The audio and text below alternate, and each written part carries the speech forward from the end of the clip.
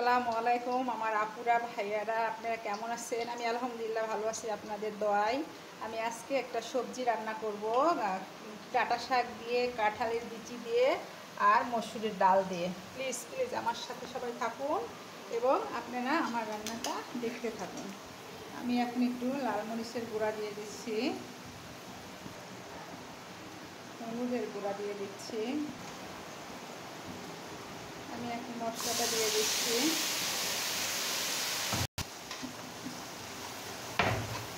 বন্ধুরা দেখো, আমি যখনই রান্না করি, আজকে দুদিন ধরে বৃষ্টি শুরু হচ্ছে। আলহামদুলিল্লাহ, এত পরিমাণে গরম ছিল এই কয়টা দিন, আশ্চর্য, প্রতিটা মানুষ অসুস্থ হয়ে যাচ্ছে। আল্লাহ রহম করছে, দয়া করছে।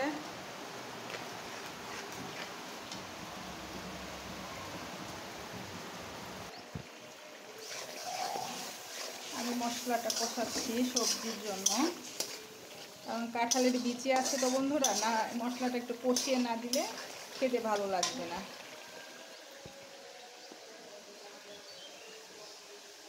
বন্ধুরা মশলাটা কষানো হয়ে গেছে, আমি একটা ইলিশ মাছের পিস দিয়ে দিলাম, নাহলে আমার আবার সবজিতে কোনো মাছের ফ্লেভার টেলেভার না হলে আমার আবার খেতে ভালো লাগে না।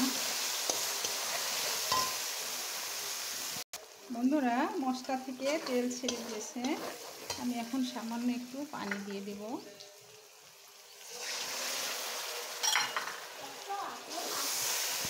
সামান্য একটু পানি ঢেলে দিলাম। পানি ঢেলে দেওয়ার পরে আমি সেই কাঁঠালের পরিষ্কার করা বীজগুলো দিয়ে দিচ্ছি।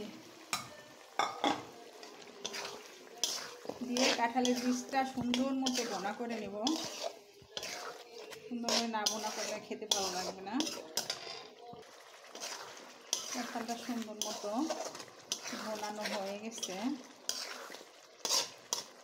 তেল উঠে গেছে উপরে। এখন আমি মসুরির ডালটা দিয়ে আর একটু ভুনিয়ে নেব।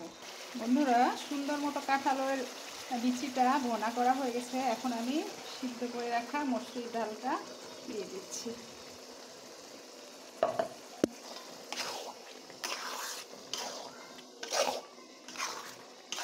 এটা খেতে দুর্দান্ত মজা, অনেক স্বাদের। আপনারা অবশ্যই বাসায় ট্রাই করবেন, আর একদিন খেলে অবশ্যই আপনার দ্বিতীয় দিন খেতে ইচ্ছে করবে, এত মজা লাগে খেতে। বন্ধুরা আমার কাঁঠালের বিচি আর ডালটা ভোনানো হয়ে গেছে, আমি এখন শাকের ডাঁটাটা দিয়ে দিচ্ছি।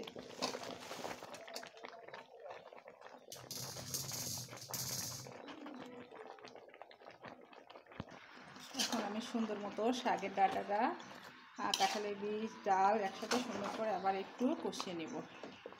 কষানোর পরে পানি দিয়ে দেব।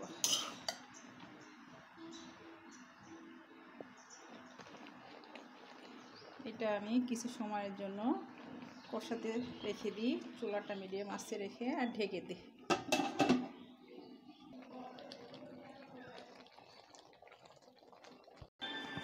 বন্ধুরা আমি আমার বাবার বাসায় এসেছি, কুষ্টিয়াতে, গ্রামের বাড়ি।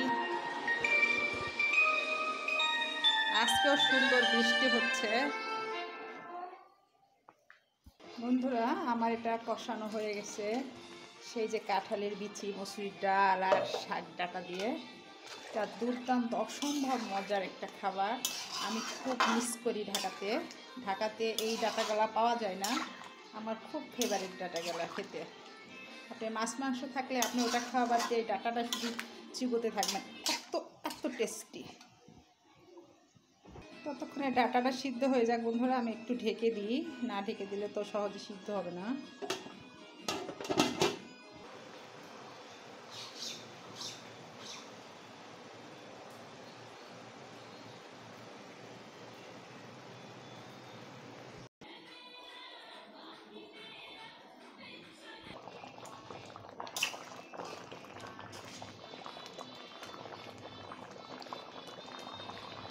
বন্ধুরা আমি এখন একটু সবজিটাকে বাগার দিয়ে দিব। বন্ধুরা আমি বাগার দেওয়ার জন্য তেল দিয়ে দিচ্ছি, এখন শুকনো মরিচ দিয়ে দিচ্ছি। শুকনো মরিচটা একটু ফ্লেভার বের হলে, ফ্লেভার বের হওয়া পর্যন্ত আমি অপেক্ষা করব। এরপর আমি জিরা দিয়ে দিচ্ছি।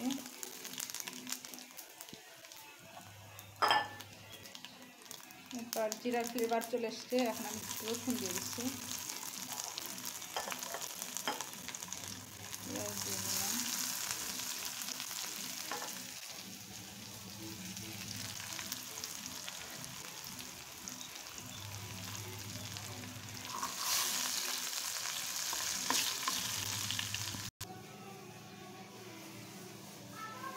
বাগারটা দিয়ে দিচ্ছি।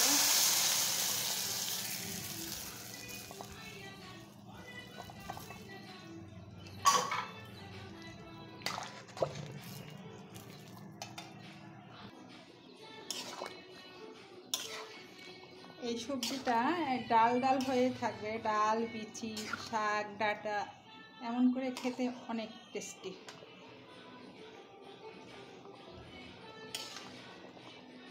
আমি আর 5 মিনিট মতো ফোটাই নিব, দিয়ে বন্ধ করে দেব। বন্ধুরা, আমার রান্না অলমোস্ট ডান। এত এত টেস্টি হয়েছে, আমি একটু লবণ চেখে দেখলাম, মানে মাছ মাংস কিছুই লাগবে না, এটা থাকলে আর মাছ মাংস আপনার খেতে ইচ্ছা করবে না, এত এত মজা। ভাইয়ারা, আপুরা, যদি আমার রান্না ভালো লেগে থাকে আপনাদের কাছে, প্লিজ আমাকে লাইক, সাবস্ক্রাইব, শেয়ার, কমেন্ট করে আমার সাথে থাকবেন। আসসালামু আলাইকুম।